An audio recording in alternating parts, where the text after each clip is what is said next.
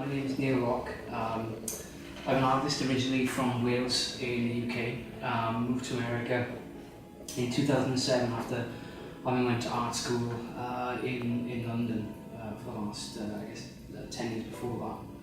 And I consider myself a painter, but I've always worked in a kind of contradictory way, I guess, in some respects, because I use one material, which is silicon as a form of paint. These are styrofoam armatures which have been sculpted with a hot wire. And on the back you have a support they go on, eventually will go on the wall in some way.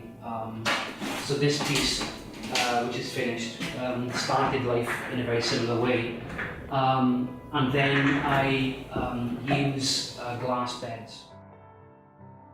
But I usually use the glass as a painting pad. That's the place where painting, the kind of image making, or the pattern, the decoration, because they interchange really. It's not. I don't really see them as image or pattern, or they kind of interchange those things. And then I peel the skin of silicon off the glass, and it gets kind of interwoven onto the front of the support.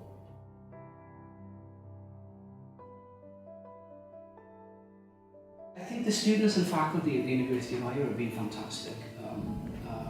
So I mean, I came here with quite a irritating big city chip on my shoulder. I think, I'm from a kind of working class, small working class industrial town. So it's not like I've always been a city slicker, but I didn't really expect there to be the kind of level of engagement that some of the students have. I think they've been really excellent. But I think that the care that goes into the teaching with the faculty members here, the way that they really care about the students and really care about their learning has been really fantastic. It's a very strong community. And I think there's been, and I think teaching is kind of the wrong word when it comes to being at an institution. It's the privilege of having a conversation with people, and you earn that through your own work and your own striving for something. I think it's really important to be in a group of people talking about stuff that you care about. And the texts become facilitated of those conversations. So, we might start with a text by any number of people, and that becomes a platform for then us to discuss. And the conversation then becomes a kind of third entity. It becomes something else. It becomes something that's independent of any one person in the group, and it becomes independent of the text. And that to me is formative of community. It's formative of how artists get juiced up for the studio, in a lot of circumstances anyway. Things I'll take from the fellowship is just what a unique opportunity. There's very few places in the country, literally in America, that offer what the Graduate Fellowship offers.